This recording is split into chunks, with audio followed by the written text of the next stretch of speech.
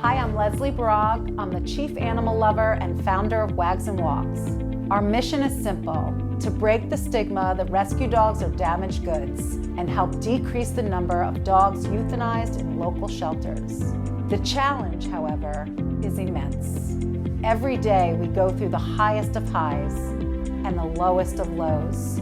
We say hello to our best friends and we have to say goodbye. We travel countless miles and spend endless hours to save as many of these wonderful dogs as we can. And we do whatever it takes to help find them their forever homes. And in today's uncertain world, I'm so thankful to have an amazing, intelligent, and dedicated staff, and an extraordinary network of partners and alumni who all share the same can-do attitude that makes doing the impossible possible. This is Wags and Walks.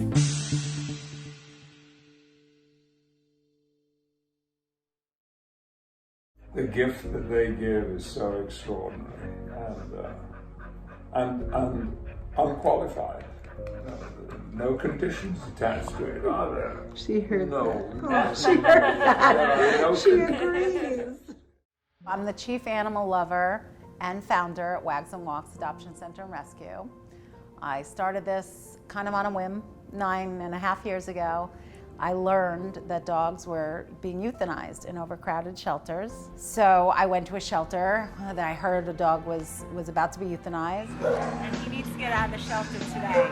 And I fell in love with him and I saved him. And that feeling of fulfillment in my heart was something I never wanted to not feel again.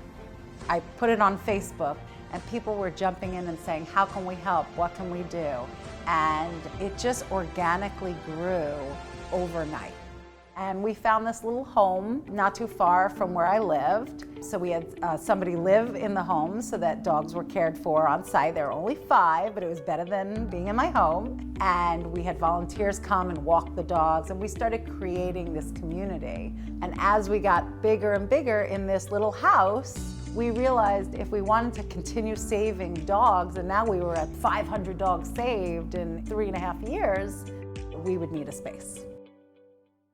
This is where happiness starts. This is our Wags and Walks Adoption Center.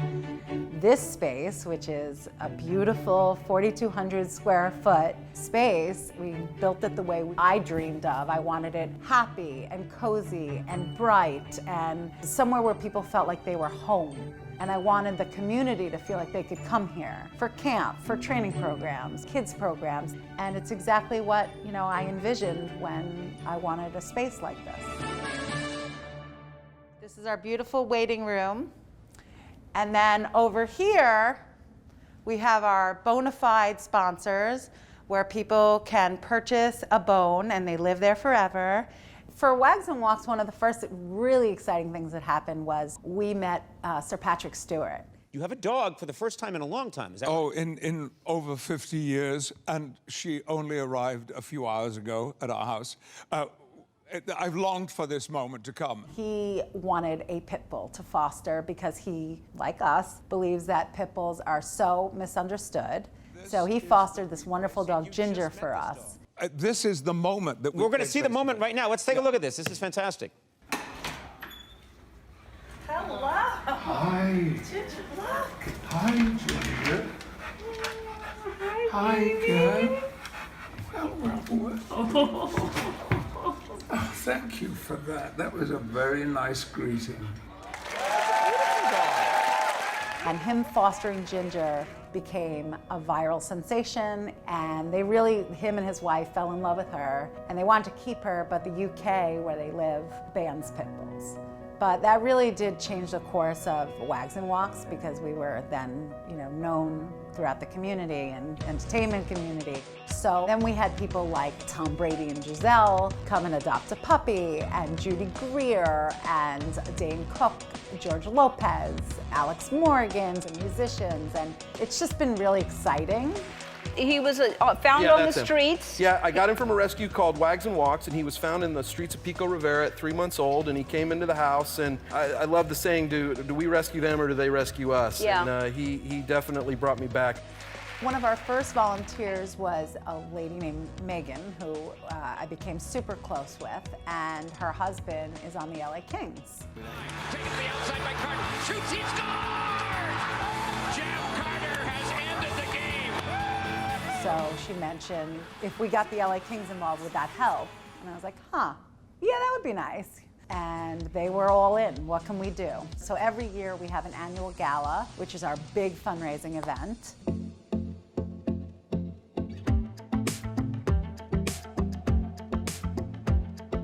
Which can't happen this year, but it's looked forward to by everybody. We have 500 people come, you get all dressed up, you get a fancy table, and we get all these sponsors. And the Kings would always donate amazing tickets and meet and greets and all these great things.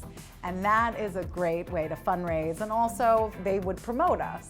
And then when we opened the center 2 years ago, we asked them to sponsor our biggest room, which is the LA Kings Learning and Enrichment Center. And what was exciting about that partnership was we were being supported financially, and they were knowing that their room was going to be used to help people and children and education, and that's really important to them and to us. We are also partners with the ASPCA, and they have sponsored our third and final meet and greet room. And again, another room where families come and they're able to sit and spend time with dogs that they're interested in.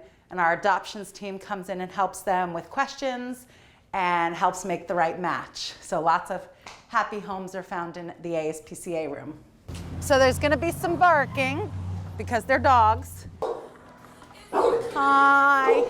We have 28 kennel suites, so ideally we'd house 28.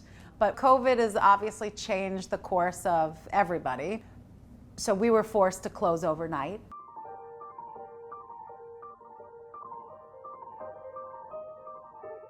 And we had to get 28 dogs out of their kennels and into foster homes in one night.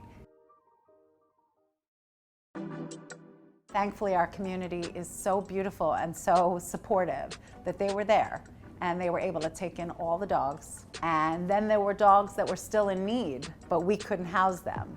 So what ended up happening is we're usually begging people to foster and adopt.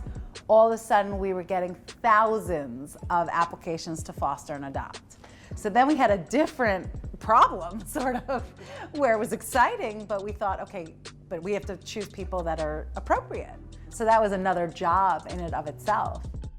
My name is Laurel House, and I am a dating coach and a matchmaker for Wags and Walks. For the last 15 years, I've been a dating and relationship coach, coaching celebrities and regular people on how to date better and find the perfect match for them.